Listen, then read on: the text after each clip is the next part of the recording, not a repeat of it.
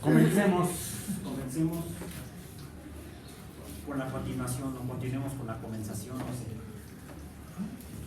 rápidamente. Aquí mi acordeón. Más que ahora le tuve que acudir rápidamente al grupo de curso de física. Hoy es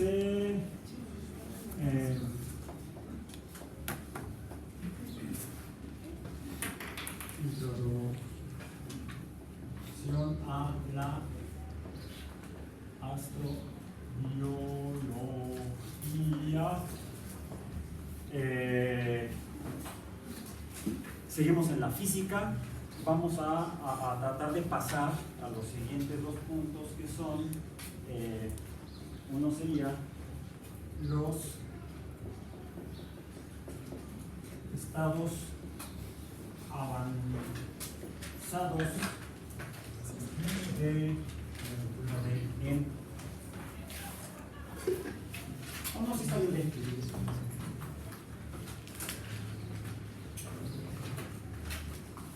de formación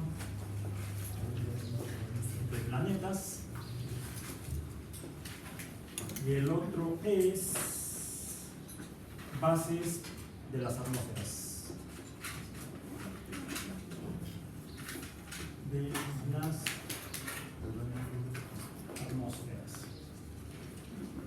Pero vamos a comenzar tratando de resolver dudas que hayan quedado en el camino.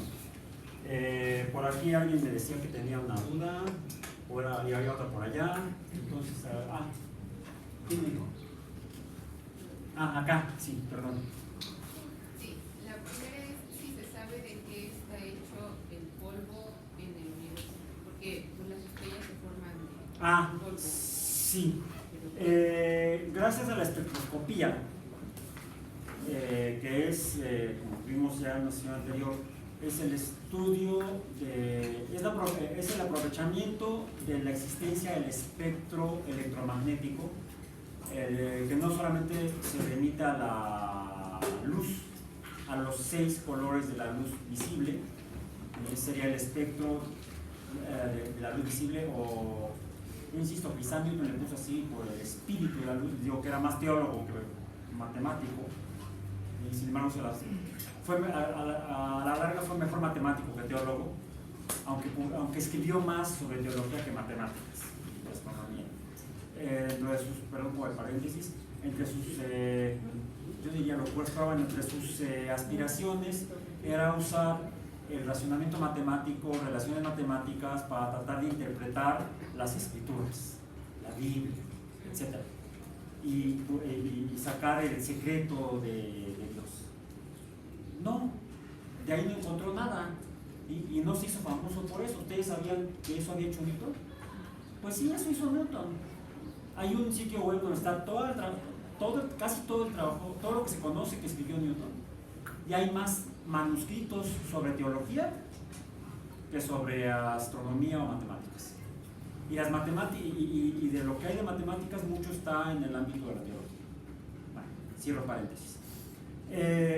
Quizá fue por eso que cuando vio que del prisma, donde llegaba un haz de luz del sol, salían diferentes colores de luz, él pensó que era el alma de la luz, el espíritu de la luz, el espectro de la luz. Y nos vamos a remitir a 6 colores de luz que salen del espectro: el azul, el violeta, el azul, el verde, el amarillo, el anaranjado y el rojo. Posteriormente mencionamos, William Herschel descubrió que había más luz que la visible, una luz invisible que es calor, a la que llamamos infrarrojo. E incluso hay todavía más luz por debajo del infrarrojo, que son las microondas, esas que usamos para comunicarnos por los celulares, y las ondas de radio, que también las usábamos para comunicarnos. Y ahora sabemos que toda la materia en el universo, dependiendo de la escala dimensional de la materia, y también hablamos de la composición de la materia, ¿por qué está compuesta? Entonces, a ver, espectro. El espectro es luz visible pero hay más luz por debajo de la visible, por ejemplo la infrarroja, por debajo de la visible, por arriba de la visible está la ultravioleta, ¿sí? Y por debajo del infrarrojo todavía están las microondas, las ondas de radio, ¿sí?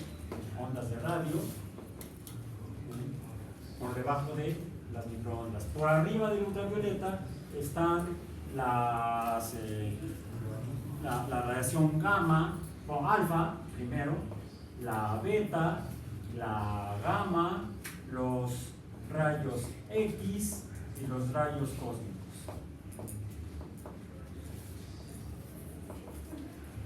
Ahora sabemos que los rayos cósmicos son partículas atómicas, son protones. En el camino descubrimos que la luz es portada o es llevada por algunas cosas a las que llamamos fotones, que son cosas que no son cosas. No son cosas porque no son materia, son solamente energía. Un fotón o los fotones están definidos por la ecuación de Planck en cuanto a su energía, que es la cantidad de energía de los fotones, se puede calcular con base en la constante de Planck. La constante de Planck, pongamos una K. ¿Es K la constante de Planck? Creo que sí.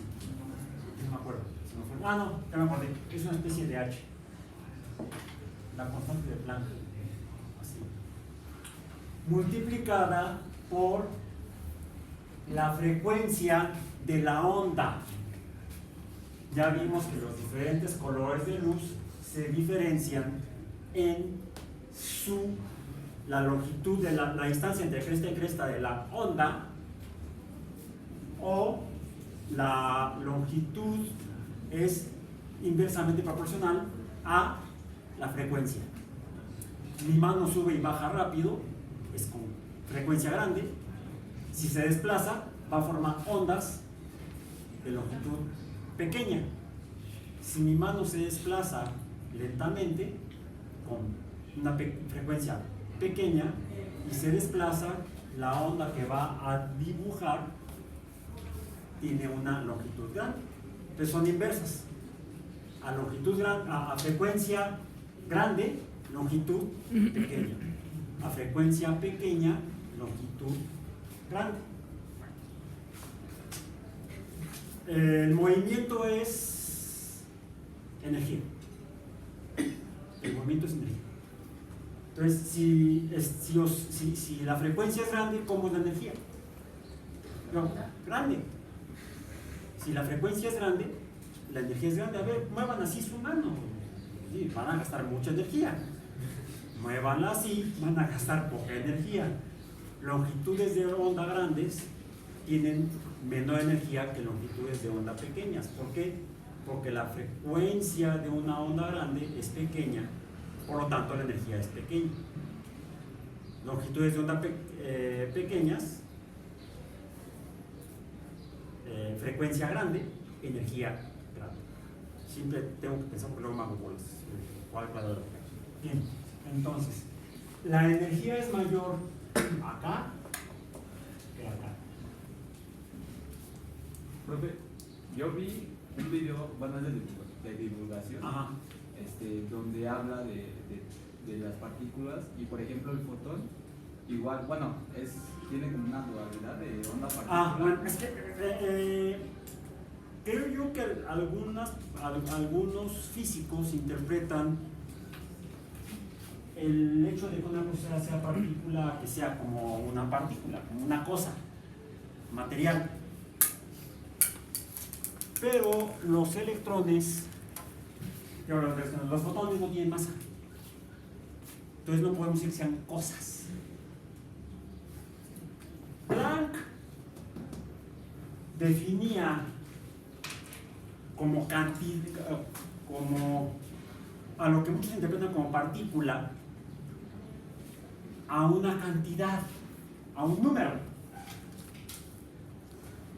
Y aquí está. este número es este producto que me dice qué fotón de qué color estoy viendo. ¿Ok? Por otro lado, estamos viendo que dado que es frecuencia, esto depende de la frecuencia, esta cantidad depende de la frecuencia, por definición me está diciendo que se trata de algo que tiene propiedades de onda. Se comporta como una onda, camina como onda, razna como onda, debe ser una onda. ¿Sí? Se tiene propiedades de onda. Y a esta cantidad E, que es el producto de constante de Planck por μ, la frecuencia, es a lo que Planck llamó un cuanto, pero se refiere él lo llamó quantum. A eso es a lo que él llama, o llamaba, ya no llama nada, ya se murió, partícula, entrecomillado. Yo no entiendo por qué sigue la discusión atrapada en una discusión que existía hace 400 años entre Newton y Huygens, porque Newton decía que la luz, esa que sale en diferentes colores cuando pasa a través del prisma, Newton suponía que un haz de luz era como una especie de un chorro de partículas. Él fue el primero en interpretar o en hablar o en proponer que la luz estaría formada por partículas, por cositas muy pequeñas que al juntarse hacen la luz. Y habría partículas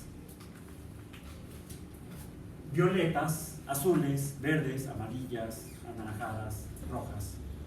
Y después diría Herschel, también infrarrojas. Él fue el primero en proponer que la luz podría estar formada por cositas, partículas. Por otro lado, el hecho de que la luz presente propiedades como la desviación por rebote, ¿cómo le llamamos? Reflexión.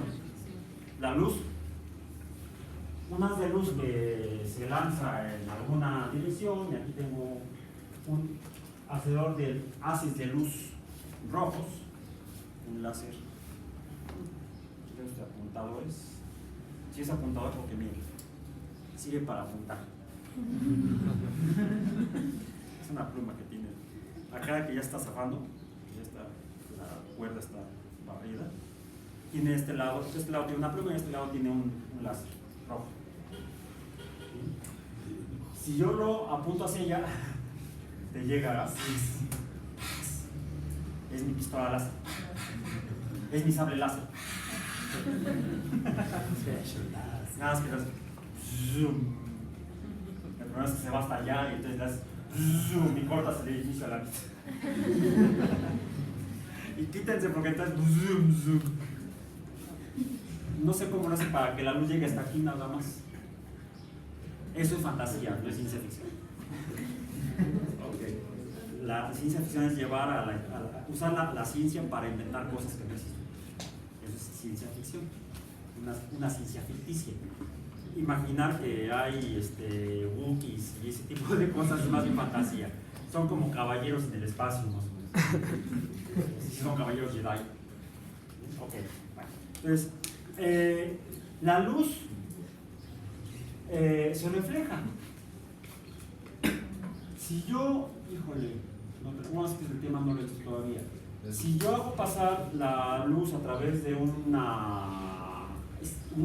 reja con espacios muy pequeños, la luz se va a desviar, pero de manera diferente, y no es por reflexión, es porque al pasar a través de los espacios, la luz se desvía. Eso también se llama difracción. Bueno, las ondas de sonido, las ondas de agua también se difractan y también se reflejan. Cuando cae una piedra en un recipiente con agua, se ve uno que se forman ondas, y las ondas cuando llegan al límite del recipiente se regresan, bueno, o se van hacia otra parte, rebotan, se reflejan. También las ondas, cuando pasan de un medio de una densidad a un medio de una densidad diferente, se han metido abajo del agua de una alberca en algún lugar y escuchan, tienen la cabeza por afuera y oyen el sonido de una manera, y cuando se agachan escuchan el sonido diferente. Es porque el sonido las ondas de sonido se desvían al entrar al agua. Las ondas se desvían por reflexión, por difracción y por refracción, que es esta última, cuando pasan de un medio de una densidad a otro medio de otra densidad diferente. Y es lo mismo que pasa con la luz. Los que usamos anteojos, vemos que la luz se desvía, por eso vemos las cosas a través de los lentes, las vemos diferentes, porque la luz se está desviando. Es decir, la luz tiene propiedades de onda. La luz se comporta como si fueran ondas, ergo deben ser ondas. Pero además, esas ondas, a diferencia de las ondas de una superficie de agua o las ondas de sonido, que son más o menos continuas al pasar de una onda a otra, yo puedo pasar de una onda así a una onda de menor longitud de manera continua. En el caso de la luz, estas cantidades son exactas y precisas. Un fotón de luz roja de esta tiene una cantidad específica aquí, y otro fotón que esté más hacia el anaranjado va a tener un valor diferente, sin que haya un valor intermedio. O sea, los valores de cantidad de energía entre dos colores de luz diferentes son discretos, son continuos. Es decir, yo puedo pasar de un valor, vamos a pintar una escala, ¿sí? Puedo pasar de un valor de aquí a un valor de acá. ¿Cómo? Estoy aquí y luego paso acá. Pero aquí en medio no hay valores, el paso no es a través de una línea donde vaya cambiando gradualmente el valor de la cosa, de la partícula, llamemos fotón. O tiene este valor o tiene este, pero no hay valores intermedios. No es continuo. Es a esto a lo que se refería Planck como una cantidad o quantum, una cantidad específica o cantidad particulada. Eso es lo que, al menos en términos de Planck, define a la luz como algo que tiene propiedades de onda, porque se refleja, se refracta, se difracta, y tiene propiedades no de partícula, de cosa, sino de una cantidad exacta y precisa, no variable. Y cuando cambia de valor, no es un cambio continuo, sino que es un cambio discreto. O es este, sin valores intermedios. Esto es a lo que se refiere con el concepto de dualidad de propiedades de la luz, o características de la luz. Como una luz tiene dos características, tiene dos propiedades. Se comporta como una onda y se comporta con cantidades específicas. Si no pasa de aquí a acá a través de una onda intermedia, este valor no existe. O tiene esta longitud o tiene esta longitud, pero no la intermedia. ¿Eso que tiene propiedades de onda? Sí, se comporta como una onda y tiene propiedades particuladas. O tiene este valor de cantidad de energía o tiene este valor de cantidad de energía, no valores intermedios. Muchos físicos interpretan como que la luz fueran ondas, pero también partículas. No se refiere a partícula como una cosa. Y por ahí todavía andan haciendo experimentos tratando de decir que sí. Ojo, observación, puedo estar equivocado. Puede ser que la interpretación que hago yo de la explicación de Planck esté equivocada. Los experimentos demostrarán quién tiene razón. Sin interpretación de la ecuación de Planck y las propiedades ondulatorias de la luz, o lo que dicen otros físicos. Porque, por ejemplo, en el experimento de la doble rendija, o sea... Sí, el experimento de la doble rendija lo que hace es que demuestra que la luz tiene cantidades discretas de energía. ¿Por qué? El experimento de la doble rendija aprovecha la propiedad difractiva de la luz. La luz pasa a través de una rendija y se va a desviar al mismo tiempo en diferentes direcciones con ángulos específicos. Está la rendija aquí, viene el haz de luz y se desvía con este ángulo para allá y con este ángulo para allá, no con este ángulo. Si este fuera el ángulo, sería una luz diferente. ¿Sí? Este es un color de luz, este es otro color de luz. Y todos los valores están aquí y acá. No hay valores intermedios. La luz está particulada, tiene propiedades de partícula. Ese es a lo que se refiere al experimento de la doble rendija de Young. Por cierto, el experimento de la doble rendija de Young efectivamente lo hace con luz, pero también se puede hacer el experimento con ondas de agua y se ve exactamente lo mismo.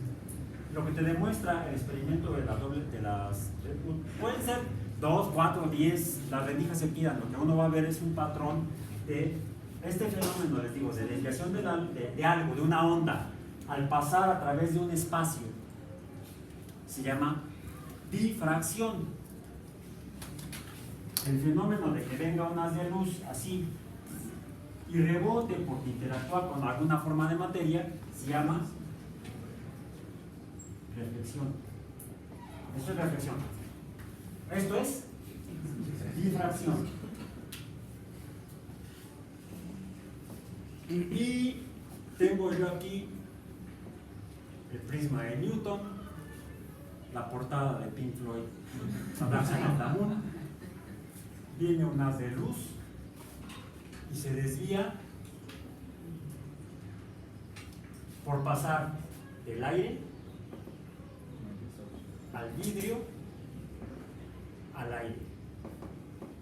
Estos ángulos de desviación dependen de la diferencia de densidades del aire, del vidrio, y del aire pues tiene toda la misma densidad. Entonces hay aquí una delta rho, una diferencia de densidades. El ángulo es proporcional, el ángulo de desviación, el ángulo de desviación, llamemos el ángulo θ, es proporcional a la diferencia de densidades. El ángulo de desviación, el valor de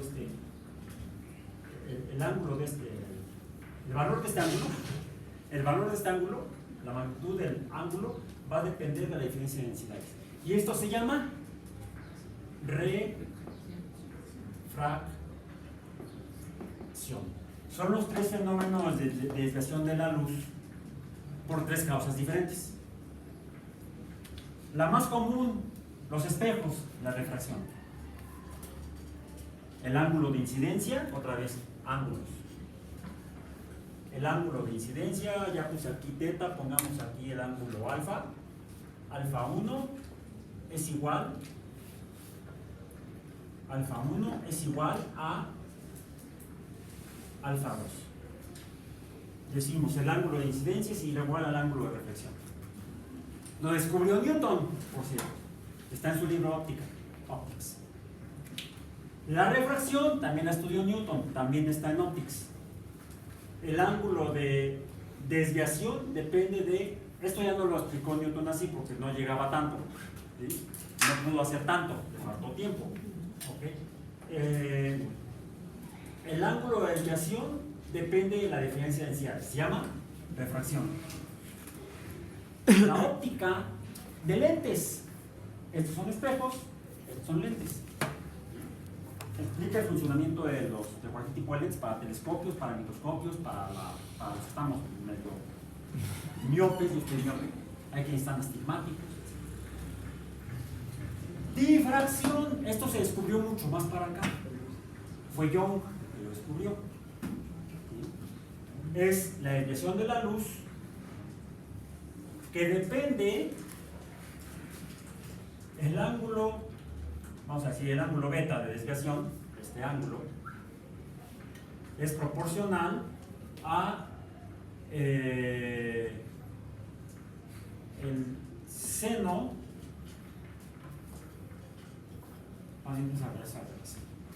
la magnitud de la desviación, la desviación, vamos a poner D, es proporcional al seno del ángulo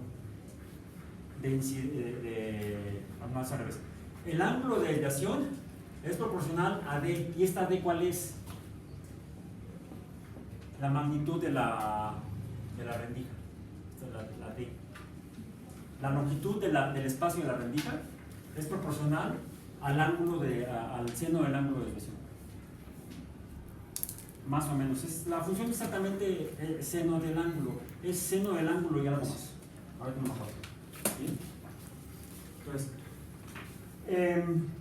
ok. Pero además, esta desviación, ¿qué tal? Esta desviación, esta de aquí y esta de acá, también dependen de la energía del fotón. Todos los colores de luz se reflejan igual. El ángulo de incidencia es igual al ángulo de reflexión, no depende del color de luz. Sin embargo, ¿por qué al salir del prisma, lo que sale de la luz blanca, salen 1, 2, 3, 4, 5, 6 colores diferentes? Uno se desvía más, otros se desvían menos. Por la longitud de onda que es proporcional a la energía. El que tiene más energía se desvía menos, el que tiene menos energía se desvía más. ¿Han buceado? Snorkeleado, aunque sea. ¿Se han mezclado el chapoteadero? Han snorkeleado. En un snorkeleado puede bajar tranquilamente 5 o 10 metros. O han visto al menos fotografías tomadas bajo el agua sin lámpara, sin que el buzo lleve lámpara. ¿Cómo se ven, de qué color se ven los buzos, o qué color ven ustedes los peces o lo que sea cuando están a 10 metros de profundidad? Todo lo ve uno azul o violeta, ni siquiera verde. Bueno, medio verde son algunos, no verde, agua. Agua. Pero uno no ve ni rojos, ni anaranjados, ni amarillos. ¿Por qué? Si viene la luz del sol completa cuando llega a la superficie del agua, aún sea una alberca, no tiene por qué ser el mar. Aún una alberca que tenga, no alberca nada más para nada, porque tiene 1,5 metros de profundidad, tiene que ser una alberca, una fosa para clavados, por ejemplo, que tiene 5 metros de profundidad. Ya a los 5 metros uno no ve rojo. El rojo se desvió mucho y se quedó casi en la superficie del agua. ¿Por qué? Porque la desviación es muy grande. ¿Por qué la desviación del rojo es tan grande? Porque la energía es la más pequeña. ¿Por qué el rojo, por qué el azul y el violeta se ven a mayor profundidad? Porque se desvían menos. Porque tienen más energía para penetrar a través de una mayor distancia de agua. ¿Por qué se desvía? Pues porque viene del aire al agua. ¿Cuánto se va a desviar? Pues depende del color de la luz. Se desvía más el rojo, acá estaría el rojo, aquí estaría el violeta, en un prisma. El que se desvía más el rojo, el que se desvía menos es el violeta. En el agua es lo mismo. ¿Bien? ¿Resuelta la duda? ¿Sí? Incluso también en la atmósfera, ¿no? Sí, en el agua. Por eso en el atardecer se ve rojo. Y por eso vemos el cielo azul. Y cuando se está metiendo el sol o está saliendo, vemos el amarillo, el anaranjado y el rojo. Y si tienen cuidado, pueden llegar a ver el verde. Es muy difícil, pero se puede llegar a ver el verde. Sí, es lo mismo que le iba a preguntar, si es lo mismo que pasa en la atmósfera de Marte, que en las tardes se ve rojo, pero en el atardecer se empieza a ver azul. Dos causas. La primera, la atmósfera es mucho menos densa. La segunda, la composición química, lo vamos a ver más adelante, es tema del curso. La composición química de la atmósfera de Marte es diferente. no hay oxígeno. Hay una pizca de oxígeno ahí. El 90% de la atmósfera de Marte es CO2. El 25% de la atmósfera, 21% de la atmósfera de la Tierra es oxígeno. El 70 y tantos por ciento es nitrógeno. Y la diferencia son otros gases, como CO2, vapor de agua.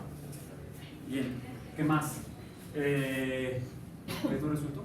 El polvo. El polvo. ¿Cómo sabemos? Salió esto por el polvo. Bueno, ¿el polvo de qué está hecho? De diferentes elementos químicos. ¿Y los diferentes elementos químicos en qué se distinguen? Aunque empíricamente lo descubrieron Fraunhofer, Bunsen y Kirchhoff en experimentos diferentes. Esa puerta no se abre. Fantasmas. No, el resorte está mal. Empíricamente encontraron tanto Fraunhofer como Bunsen y Kirchhoff que diferentes, en el caso de Bunsen y Kirchhoff, cuando quemo diferentes elementos químicos emiten luz de diferentes colores. Y por eso en algunos lugares de la ciudad todavía hay lámparas que emiten una luz amarilla medio fea, amarilla. ¿Sí la han visto? Esas lámparas son de vapor de sodio. Lo que tienen adentro del bulbo es vapor de sodio. Se le pone una chispa y emite luz amarilla. Antiguamente, si les preguntan a sus papás, a sus abuelitos, la luz de las ciudades era luz azulosa. Las lámparas estaban llenas de vapor de mercurio, hipertóxico. Por eso ya no se usa.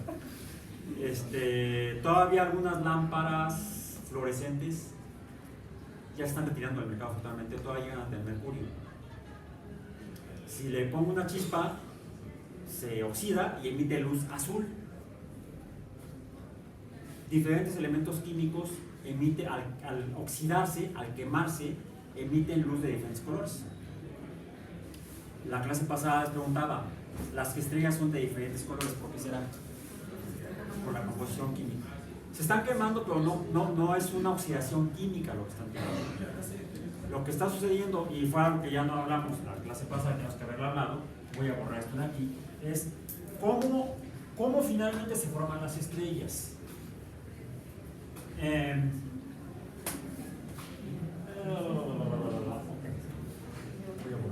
Sí, está de acuerdo, por eso.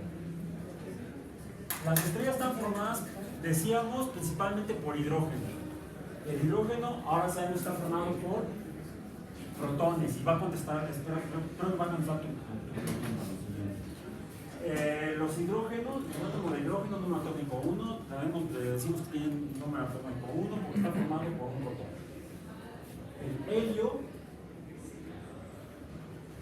helio 2 está formado por 2 protones. Y el helio se descubrió originalmente en el Sol, por eso se llama helio. Helios era el dios del Sol de los griegos. Por eso le pusieron al elemento que desmontaron, aprovechando el descubrimiento de Fraunhofer. Vieron ahí una franja que no correspondía a ningún elemento químico que se conociera en la Tierra. Posteriormente, utilizando los experimentos el método de Bunsen y Kirchhoff, se descubrió que hay helio en la Tierra. ¿Cómo se forma el helio? Las estrellas son grandes masas de hidrógeno, una masa muy grande. No están juntos, está un hidrógeno por allá, otro por acá, pero son muchos en un espacio muy grande. Al sumar toda esa masa, tengo una cantidad de materia muy grande, que se encuentra junto a otra cantidad de materia muy grande. Y cuando están cerca, cuando la distancia es pequeña, ¿qué sucede? Pues que se atraen por una fuerza llamada fuerza de gravedad. Pues sí, se atraen. Pero hay un pequeño problema. Todos los átomos de hidrógeno tienen esto, protones. Y hay otra fuerza, la que llamamos electrostática, que dice que cuando cosas que tienen cargas iguales están muy cerca, cuadrado,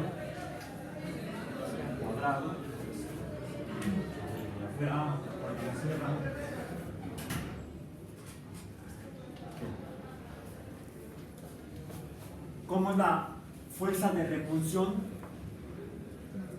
Más grande.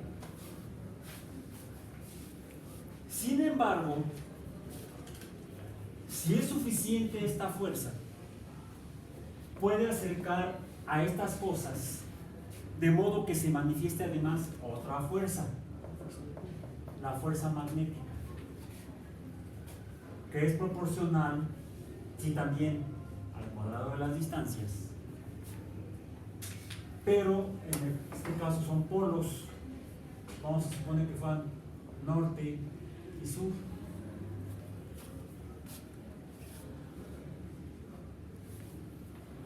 Los protones están en movimiento, tienen un movimiento parecido al spin del electrón. Si está en movimiento, son partículas con carga eléctrica que presentan movimiento y entonces generan campos magnéticos. Si un protón, imaginemos que fueran como partículas, como pelotas. Uno gira en este sentido y otro gira en el sentido opuesto. No en el mismo sentido, sino en sentidos opuestos. ¿Así?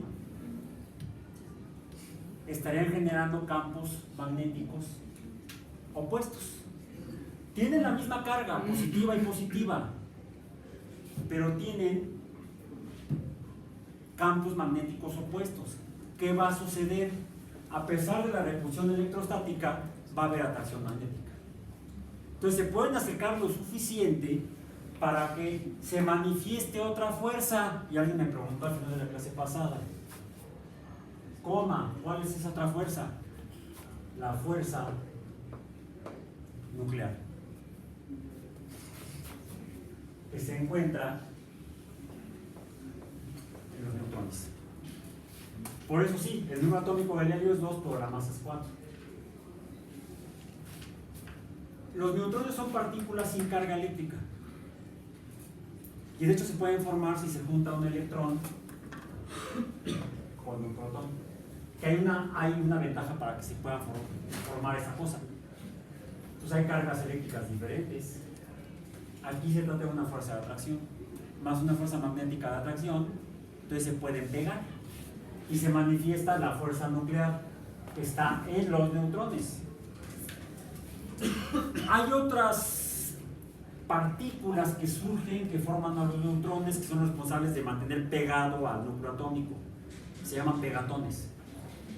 O no, se llaman gluones. Glue, pegamento en inglés. Acerquéme el coco para poner otras cosas. Esas partículas se han descubierto al romper átomos. Se analizan los pedacitos y se ve cuáles son sus propiedades y se especula qué hace cada una de ellas. Se hacen nuevos experimentos y se confirman o se refutan las especulaciones. Así como se descubrieron las partículas que forman a los protones, a los neutrones, a los protones, que son las partículas subatómicas más pequeñas que los protones y los neutrones, que son las responsables de la existencia de estos. Finalmente ya existen, están ahí y se pueden pegar, pero para que esto se junte necesitamos que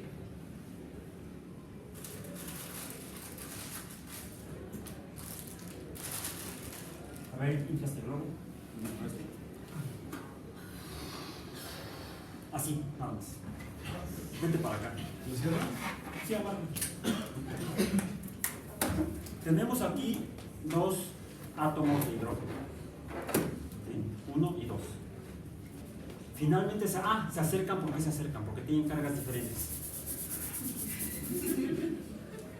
Ya se deberían repeler porque son del mismo material. Pero si tienen cargas iguales, tendrían a separarse, efectivamente. ¿Está húmedo o seco? ¿O tiene protector? Sí. Ah, entonces no me sirve. Ahí ya cabello normal.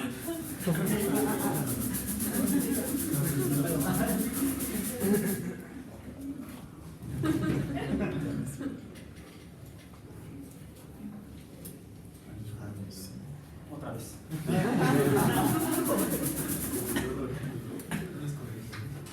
Agarro la puntita del ombligo.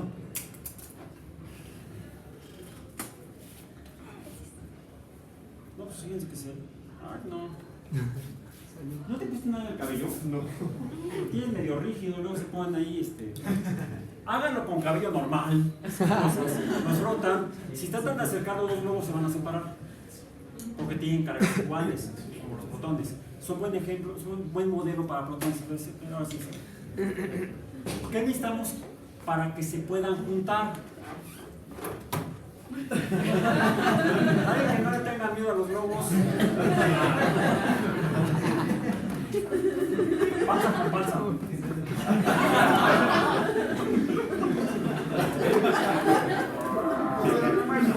Si fuera suficiente, tenderían a fundirse y se mantienen pegados, pero necesitan que haya ¿qué? Necesitamos que haya más materia que mantenga esto junto.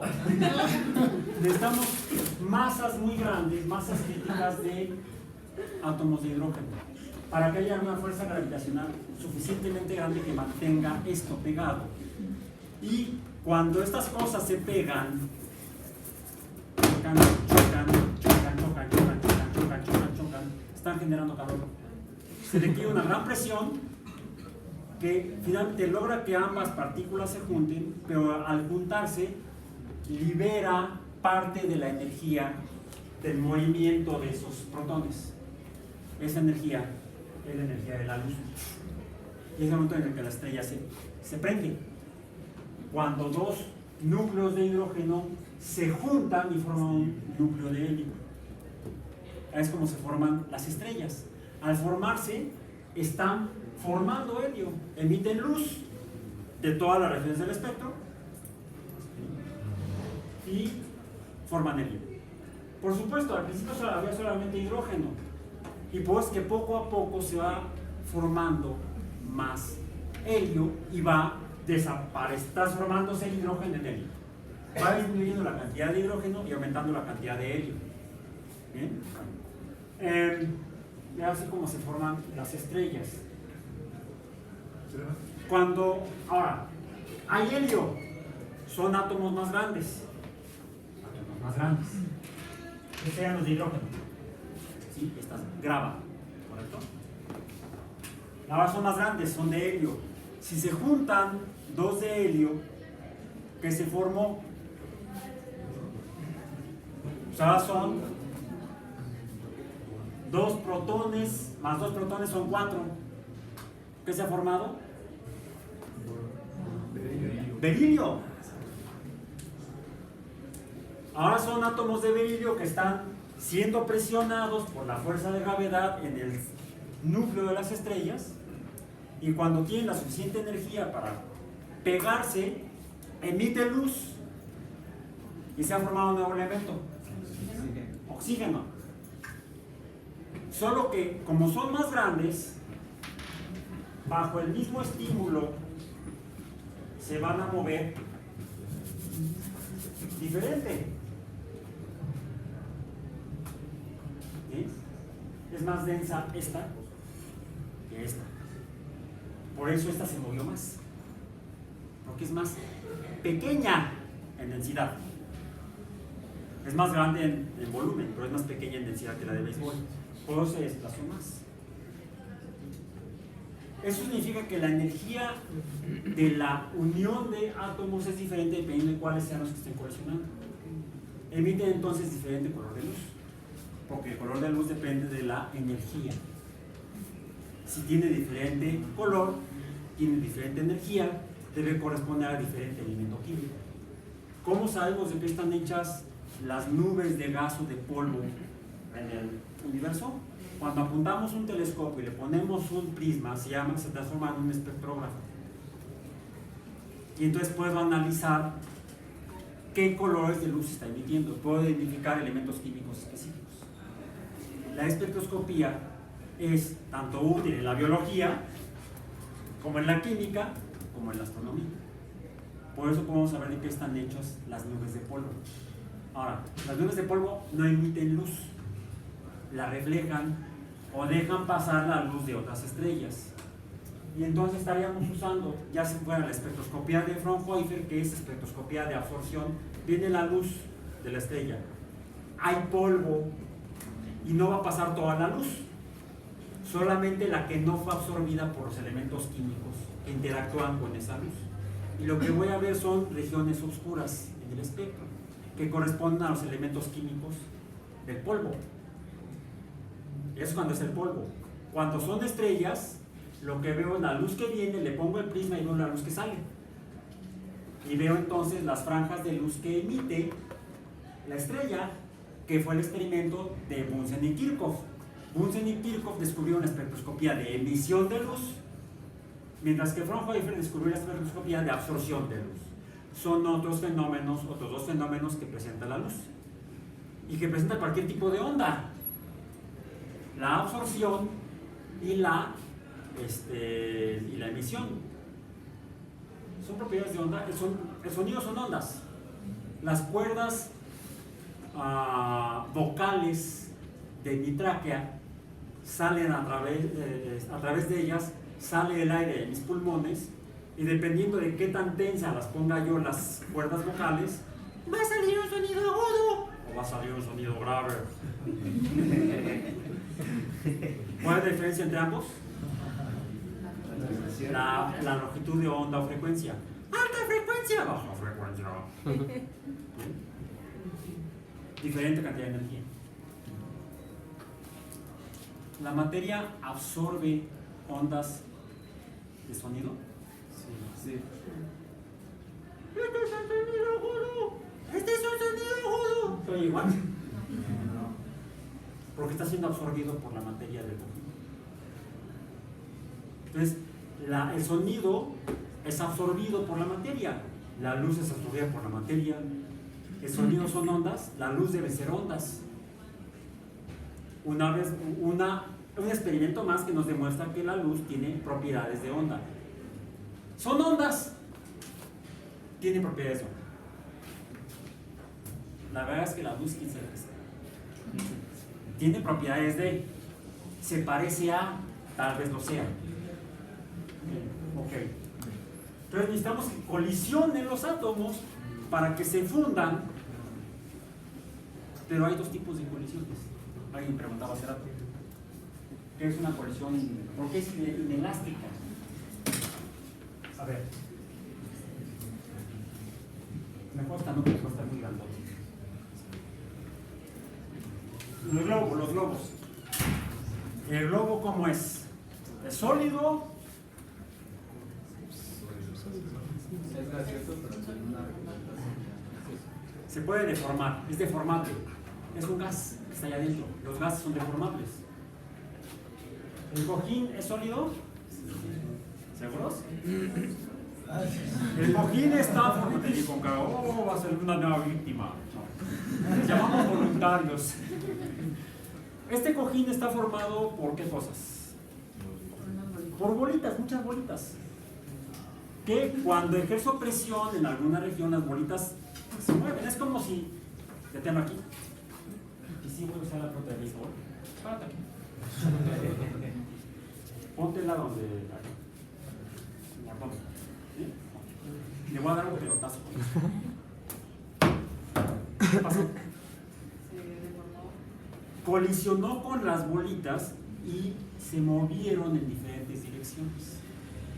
Si no estuviera el cojín, la que se moviera en diferentes direcciones sería otra cosa.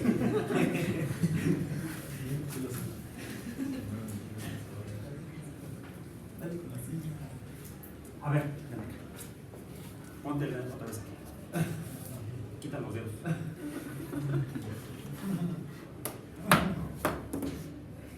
A ver, tenlo bien. Mejor a ver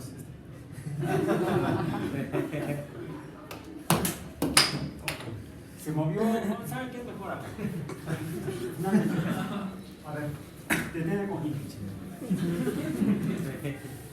Bueno, está la pelota. Quita el cojín. ¿Se fijaron lo que pasó?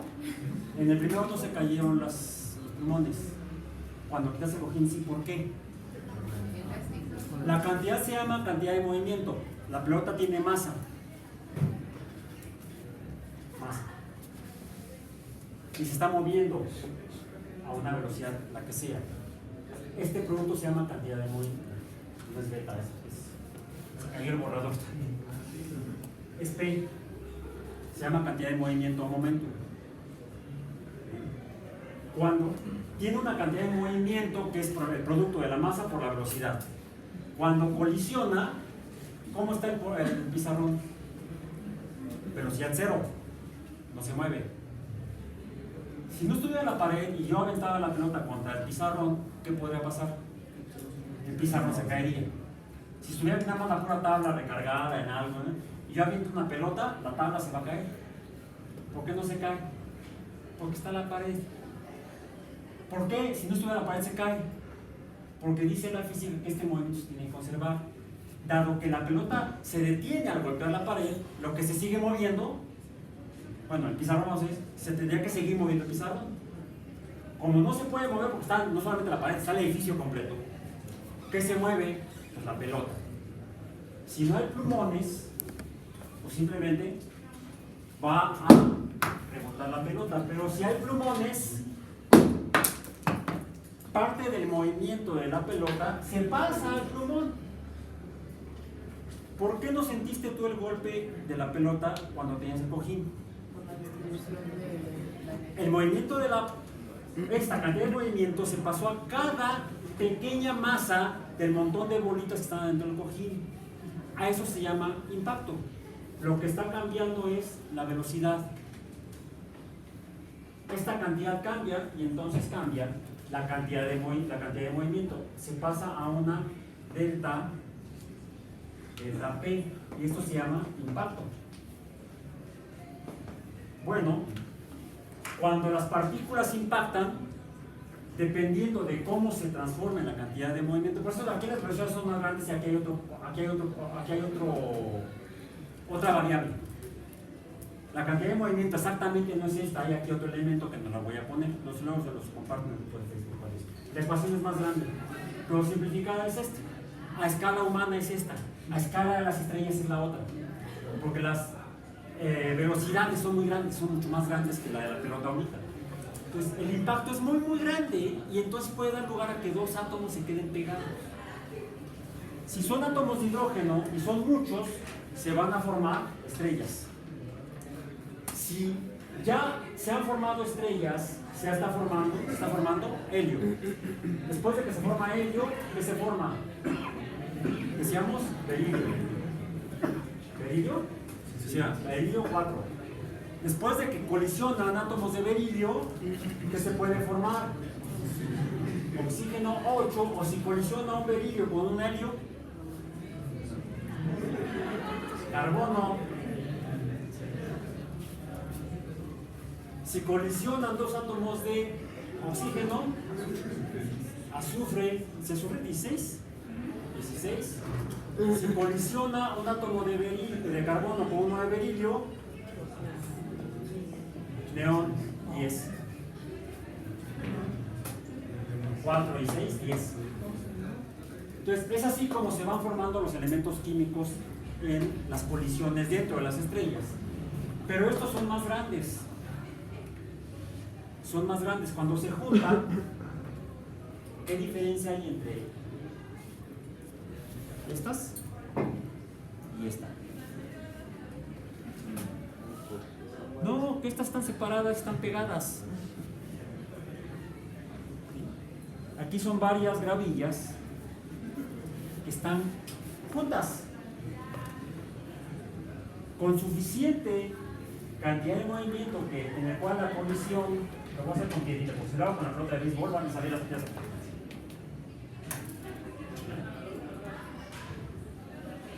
¿Qué pasó con la piedra? La dejo aquí, se va para allá. Si colisiona con muchas otras, ¿qué sucede? Se queda ahí.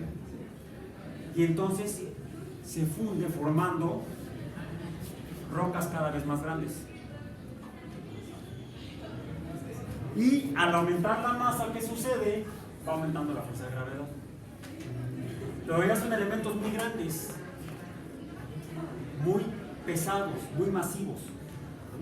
Entonces, ¿qué estaríamos formando? Ya no estrellas. Asteroides son rocas más grandes. Y si asteroides colisionan, planetas. La colisión en la cual esta roca es una roca, ¿es deformable? No, a diferencia de este es deformable. Cuando colisionan dos objetos no deformables, dos objetos deformables, le llamamos colisión. Es más, voy a usar el ojito. Es más, puede ser un objeto deformable o un objeto no deformable, se produce una colisión inelástica porque no rebotó, se quedaron juntos. Si la colisión es inelástica, se van a estar formando masas cada vez más grandes. Si la colisión es elástica, que es cuando se colisionan dos objetos no deformables, ¿la mesa es deformable? No, a esta escala. La pelota tampoco. ¿Se quedó la pelota en la mesa? No. Esta fue una colisión elástica. En física, la elasticidad se refiere a la colisión, no al objeto. Es ahí donde el concepto de la palabra elástico es diferente en la vida cotidiana y en la física. Elástico, la colisión. O inelástico, elástica, inelástica. Los objetos son deformables o no deformables. Y la deformabilidad dependerá de cómo estén agregados los materiales. Hasta que llega un momento que es tan grande la unión del material que no se separan, no se deforman, tendríamos rocas, grandes rocas, y si grandes rocas colisionan y se quedan fundidas, tendríamos planetas. Sin embargo, los planetas también van a estar aumentando la fuerza de gravedad mientras más grande sea su masa y pueden estar atrayendo gases que se quedan pegados por fuerza de gravedad y se forman entonces atmósferas. La presencia de atmósfera depende de la fuerza de gravedad. Por eso es que revisen la lista de los 8 planetas, consideren a Plutón también como planeta enano. ¿Cuáles tienen atmósfera y cuáles no? ¿Cuáles tienen gases y cuáles no? Y lo vamos a discutir en la próxima conversación. ¿Y cómo es la colisión entre dos objetos elásticos? ¿Entre dos objetos elásticos? Dijo... No, los objetos no son elásticos. Digo, deformable. ¿Deformables?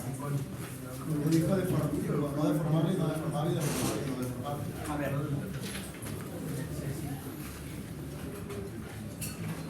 ¿Cuáles?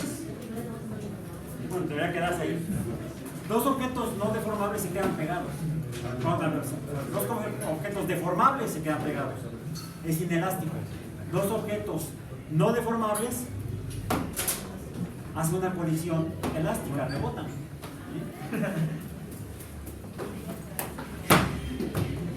Colisión elástica. Bonita foto.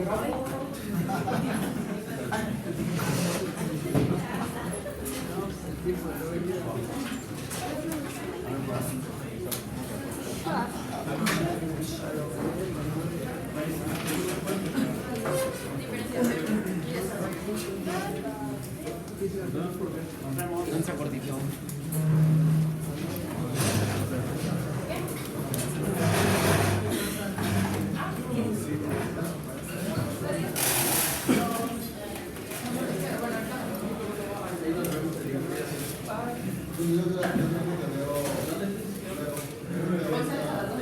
Sí, pero